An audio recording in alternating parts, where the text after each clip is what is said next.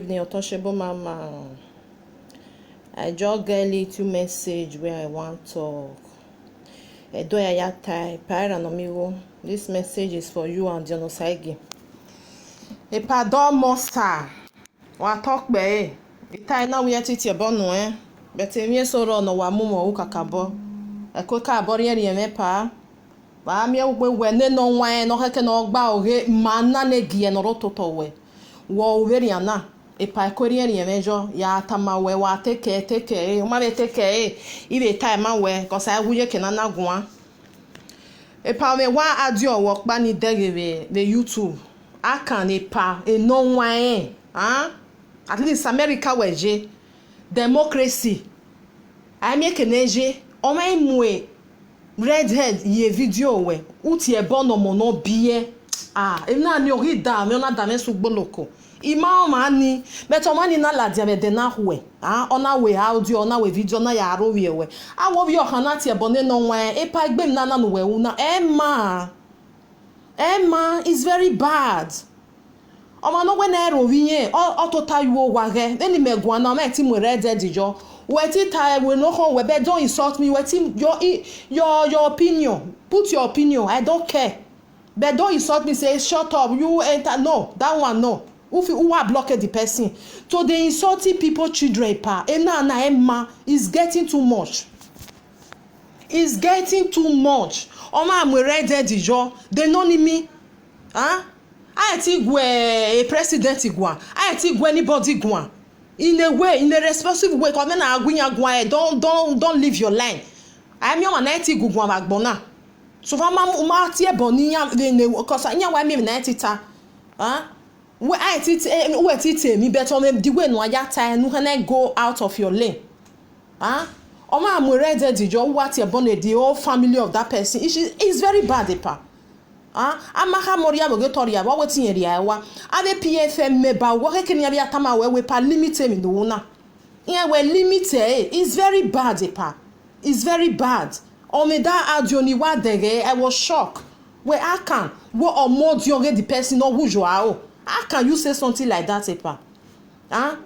omani magbo omoju wa just watch a video mo read dijo because I want to pa ti like me ya no we you can see I know they speak English today na do na want to talk if I dey house I dey speak Italy if I dey here mo na no verse omani mo read dijo see I no mo read dijo what ye gyomo no bie is very bad na ni wa we all the time which is very bad pa anya agbo dem anya na temata itama we na we etiro we just when I akoko me no bet ya berodio we no magba because all the me obi okan ate bo no we all the me obi okan ate bo ni me yi like bet ya dege we enu we u ma like me he we igwe gume ha me pa na we na no na is bad u wa we all the time which is very very bad I know if you speak English na beg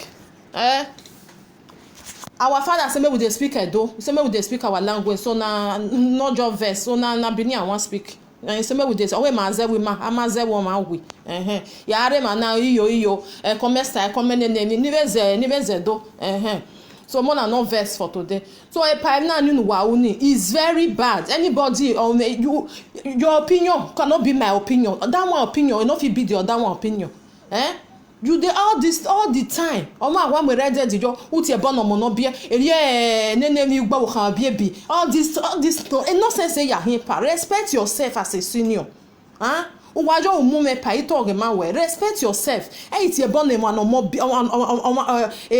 abijo eri ma ti e bono yan. No, it's not for Benin, but I'm talking to my pa with one.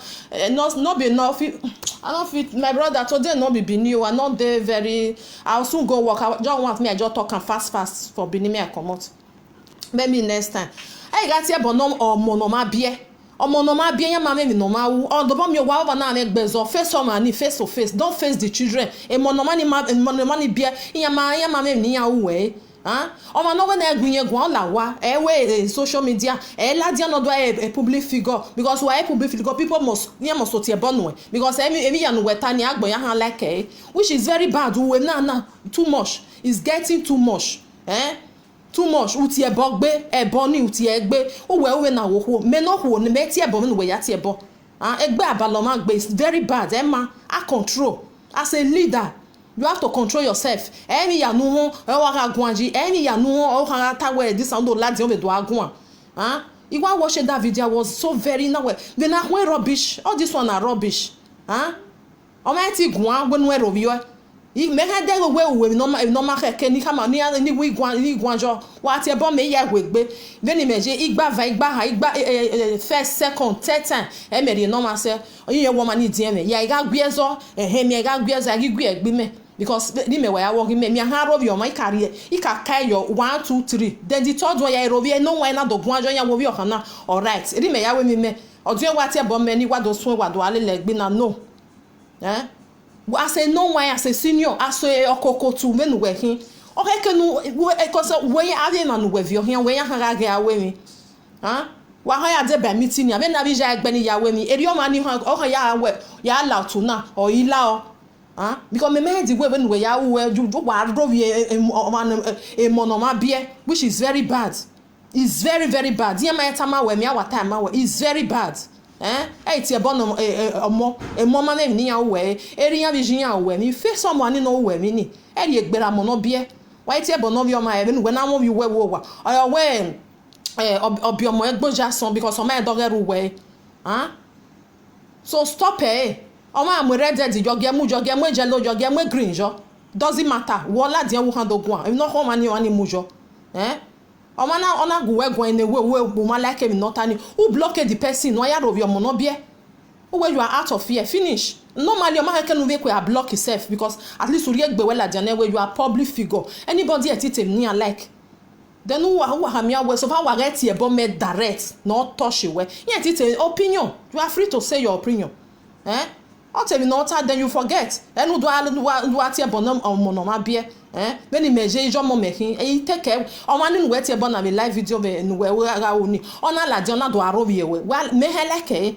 why we no ma robie we pa wa respect egbe we o na respect egbe we e bie ka ni denya do ati ebono and me no me like obi o ha arobi me o da me so gbolo ko because igwa ati ni no seven no ma na we respect egbe because any kata ni o me can respect ni said then fearful a power which is very bad so who wa di ono sage because me beg any we wa mama gbenu wa ha ya seto o ma very oni o ma we anya we ba se ya tai we petu ogion ma tagi no do wa mai o ma bad o wa ma be seto egbo wa beneda do me de business ore a power me dion me Canada de deri oni because we enter we ma me ore dion be mi well because one dion na sekenu just stay away from me because one na yo tone because normally o take keke on do me we pa domo ukwani o ma kwani o okpaba ni re o take keke but a video no we unu we ya won na because America e waje me ni me bere you prop na yeti tabania we ma wo ma me misunderstanding o ya gbendi no shout we ma no man is no sekenije so I understand the way e dion ma sekenuje I want understand but that we ma we video ni we na dion stay away from me wuri Canada I believe we wa dion o ma push e we dion ya mi pa ya to o kwani o ma kwani o ugbera me no ma ya wepa nya wo bona ya gbowi o ma aya si ekegbe ase no wan we hin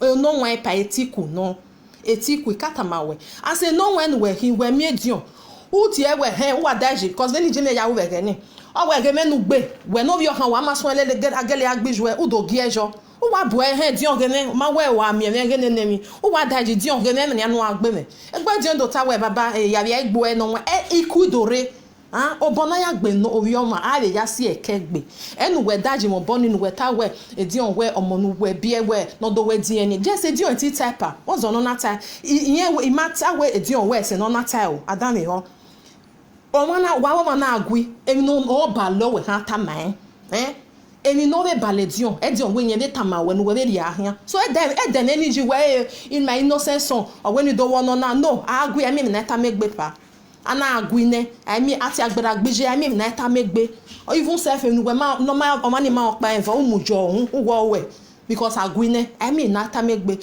so e ri mo bonu atahian we edion we owo bi omo ni this and that dion and for me o ma can tell you obi ejo I'm just telling you the truth ijo momo hin yen we otoshi wa we ya no wo we talk pa me no ja balo but I understand since we me Dion ni pa when we me Dion ni u ha me wa boy ahia direct ya wa me na mwebo gbe wa mo kan u wa boy direct Dion gi me we wa fese gbe nia u ma we because I know where una kwebe we u hia no we ya de Dion ji we Dion ya la re no ga do gbe na Dion o ma de stupid very oni o ko wa also miss o we pa bia lele we gbe na agu ya mi na ta megbe iku ware awa forget me ya no gbera awa forget me ya no gbera because ewi ya no we tie Dion egbe pa Dion ma ete ro but ma ete half forget your egbe so e ri oni mo boni nu atakian we of your me na fie ogbe obeva fi am ke no fio ma mo ma ne baloma so any yetakere ni we do we mo fi supported do anyway ni yetakere ni we do rie mo bo atahian wa unu settle with a Dion good man no settle with forget about a Dion hey guy because anytime we have a live video you must so ni Dion so ni so atie bone emi na we pa when we Dion say o no come no o ga nya ni we live video na o we ro we ni every day by day no we ala dia mo we la dia ma fon we ala dia ko tan la dia mo we you know that so forget about Dion issue ezo na do wa settle make sure we cause we ha settle na egbo o wa na ya settle be gwa wa ti ya settle do abi ni wan ti when ya settle wa cause wa ma no wa settle egbo wa good because me wa think when wa say Canada ni maybe wa settle egbo wa no wa ma settle egbo wa I blame Dion gbe because we want na we na sekenoje cause egbo to sekenoje ba ni na do suno America wa genia awu wo se ba ni wa wo gbagui so we na ko be biegbe when no one no he no siko because when na gbo you when here ni ona so ona ya leye kona when no one have when ija o ira ha beti we o ye via bi me via bi me sikane ni here ni fi we ni omo ni nwa give so me de ni me ya tabe nana because no matter how we not Dion worry abe or Dion abe we me no bi o hanare abe we not Dion abe I tell me o we he okay me eruwa bi juwa o we roma bi joma na wo so mai na wo se o modion o se bie kai no matter ni bie kan ni kan wa Dion no ha we no regional ni wa gi etinye o se anata wa Dion etiku no etiku or Dion hin anything at all how one ma tell me gi yan hin bia ha we abi ko mo dan ekpegbe ya all these things try no change because without where you want to be a governor of Edo State we are here with any governor of Edo State here the America be bani woman make peace with your brothers ave na Dion je be Tony Kabaka je we are here with any governor of Edo State here you have to make peace a peace we're not Dion he cannot make a peace biekani when even biekaje wa finya mi amujo mu reba ni oni oha ya agewe we're not Dion ha do se kegbe we ya mo se no be tie bonu mo se no be gbo ni mo se no be ti we kegbe edi Dion ya we mi na me we bieka do respect we are he no we oha do siko no do tu we baba egwe ni tama we ni oloho cause we oha ni oge we no do no na din o na o me de na you know Dion me hin ye me no je Ivi me a offend me. He na offend me. Mo kwa betinya we oni megije. Eri o heke na ya u. Iwa ti awe bo ge shogoro na nuwa u na because o ma we mi meta. O ge shogoro maka ma ni ati e shogoro. Unu we me na we shogoro. U meti awe bo wa ya because epa meta ma we. U we mi wa we mi no wa ma. Etu we mi no ma. But u ge akpon me we. That is just the truth. U ge akpon me we. Wa we no wa ma we no ma o wa do ya no to collect ni twin wa do ya de ya wa what we do ma ya do ma ya ma like we many people ya wa like we but the way no do ya no atie bone mo ogun gbono na olokun ro ni gbe yokori omo ne any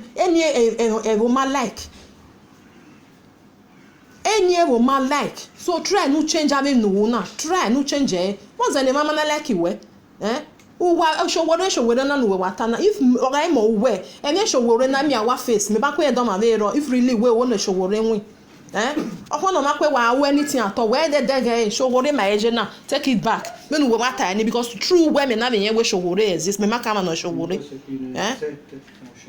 Who take care? Forget about Dion. Oh, when see I Dion, we may know him. I settle with me. When I deal when I settle with a Dion, I settle with a Tony Kabaka. Where shall we PC Erin? We may have a big mark with Bima here. I would be my here. Where Dion, a Tony Kabaka, and we are done here. So a part two of your honey. I got the money and attempt type. Even no wetter you doing, but boom, bepa, lawo, motama way. Or I do on the tire way, baby time, medium. You are the time, man, area my edion. You like it, work when we done when you buy support it, when no. Who two of your honey? Who tia? Dion. Obonaya Boya, my assy a kegbe. More than no time away. Your boy away. Oh, where? Oh yeah, well, so I don't tell where when no your way test. Because if you know they touch you when you wait amawe. Because then we wait a war be a canny lad, and your mamma your will be not be a cala, Jenny and that here bono. If you see me, you see me, any doa, although you know, we are tamame, utamame, when no coffee off your nephew, no cake if you need to fear no what. So I agree, I mean, night time make be, and I agree, so I don't take on very only. Forget about and don't do that again. Hey, where better up in there. Many measure now. Well, how can you tell me we are not nonsense in here? We better one again. It will home, Baba. I mean, we made one hammer where, but by Nana no una Emma. It's bad. I mean, so now we're going to go a bunny at the knock where oh, you wear neferre or your home over here. They can see leg berry or you wear. I don't mean we are fine. I don't wear me.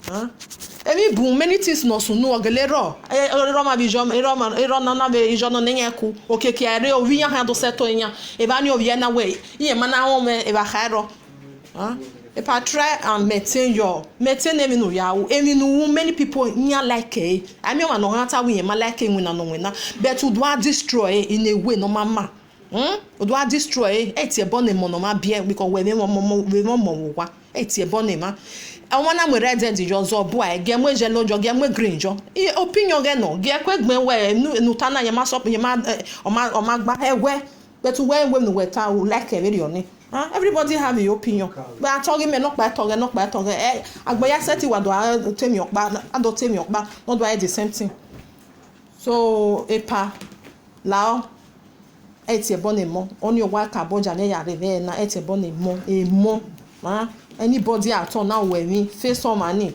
even as a senior said bone area no or characterology since we show we take it back for because we now already now nobody because we do where many voting nation we do where they don't you me we our one voting we no kawaje no wa yaro already on so I got where me atie na a love agbon ya agwalo my love egbe man I take it back when we get later and if you really want to take it back they will take it back or who can know my very only so forget about all this radio tie wonona radio matie wonona epa emi no ba lo when you because we have female when we cafe me ado fi we because he gele man who be no gele egboyi he gele fi o gele balo eri ono you beat me I beat you God know the verse we tie ne but touch ona be fi lokwa so epa la wo lao as a senior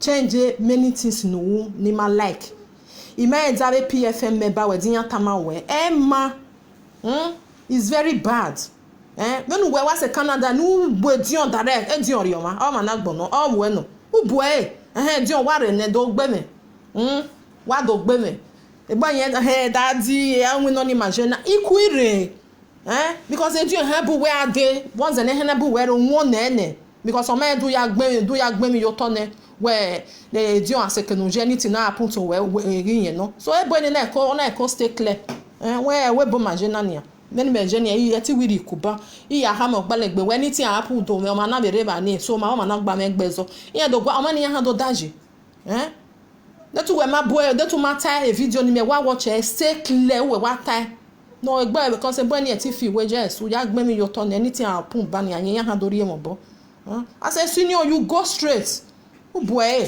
la bi me la do gbe me ya gbe nu we kwe ya tie self you get fair o ma unu make a peace with when we ma unu we je do ni we me like me ma like wa ata we yan we nu e like do o ma ba ma nya do Oma ba manya do nobody oga gboya no. Oma when we like do body ahia. Aberi oma wa. Make peace with everybody. Wo ene Tony Kabaka be jeni o we no. Dion o we no. O bona gbobi oma be ya si ekegbe. Ha winya mado kado gwalo we. No. Inyere gboze ni ehenere because ibia kan ya woni ya ge wene. We no be gbiyan ha be tiyan we. Oni meje mo be se no ta o ma be ata o ma ni iri o ma ni. O give me ya be forget. So that is that. My brothers and sisters, when you want to let me out here now, they go work, my brothers and sisters. If I wo la ho, ijo mo mehin, ero mo werehin. O bonaya gbobioma, aya si ekegbe. Ha we your son, o we ti we gbe very now because we trust Mami omo no ma trust ni. Emi o we mi no ma respect. O ya we eme wo mo no ri ekwenye si eme na ni ye mu jieke, ye si eme ne. Ni esi eme ne because my do your boy yari me working.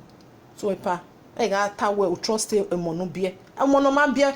We na gbugwe we ma trust gbugwe for ma we. Be ni meje me ma trust gbugwe me for ma we.